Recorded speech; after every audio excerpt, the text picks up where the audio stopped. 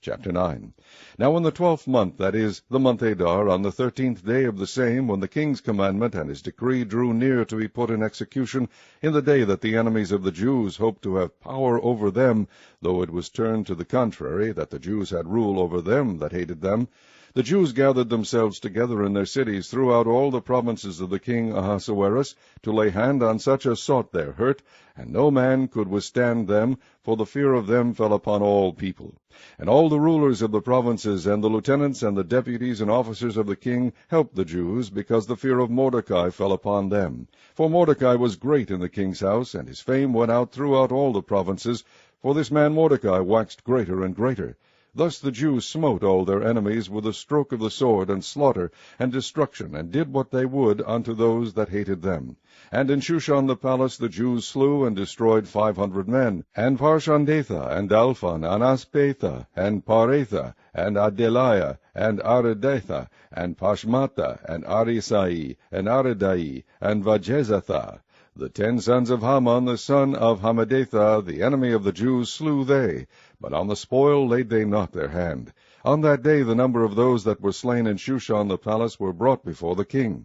And the king said unto Esther the queen, The Jews have slain and destroyed 500 men in Shushan the palace, and the 10 sons of Haman. What have they done in the rest of the king's provinces? Now what is thy petition? And it shall be granted thee. Or what is thy request further? And it shall be done. Then said Esther, If it please the king, let it be granted to the Jews which are in Shushan to do tomorrow, also according unto this day's decree, and let Haman's 10 sons be hanged upon the gallows. And the king commanded it so to be done, and the decree was given at Shushan, and they hanged Haman's 10 sons. For the Jews that were in Shushan gathered themselves together on the 14th day also of the month Adar, and slew 300 men at Shushan, but on the prey they laid not their hand. But the other Jews that were in the king's provinces gathered themselves together, and stood for their lives, and had rest from their enemies, and slew of their foes 75,000, but they laid not their hands on the prey. On the 13th day of the month Adar, and on the 14th day of the same, rested they,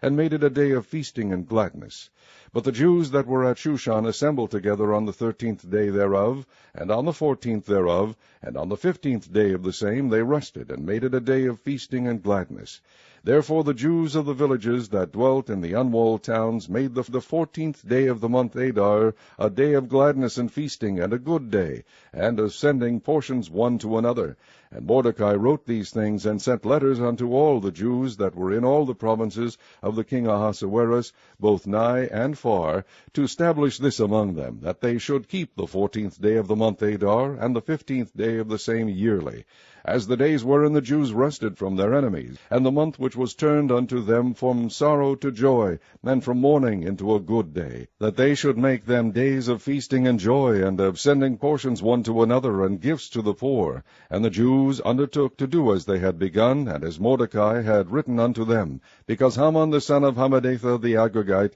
the enemy of all the Jews, had devised against the Jews to destroy them, and had cast pur, that is, the lot, to consume them and to destroy them. But when Esther came before the king, he commanded by letters that his wicked device, which he devised against the Jews, should return upon his own head, and that he and his sons should be hanged on the gallows. Wherefore they called these days Purim, after the name of Pur. Therefore for all the words of this letter, and of that which they had seen concerning this matter, and which had come unto them, the Jews ordained, and took upon them, and upon their seed, and upon all such as joined themselves unto them, so as it should not fail, that they would keep these 2 days according to their writing, and according to their appointed time every year, and that these days should be remembered and kept throughout every generation, every family, every province, and every city, and that these days of Purim should not fail from among the Jews, nor the memorial of them perish from their seed. Then Esther the queen, the daughter of Abihail, and Mordecai the Jew, wrote with all authority to confirm this second letter of Purim.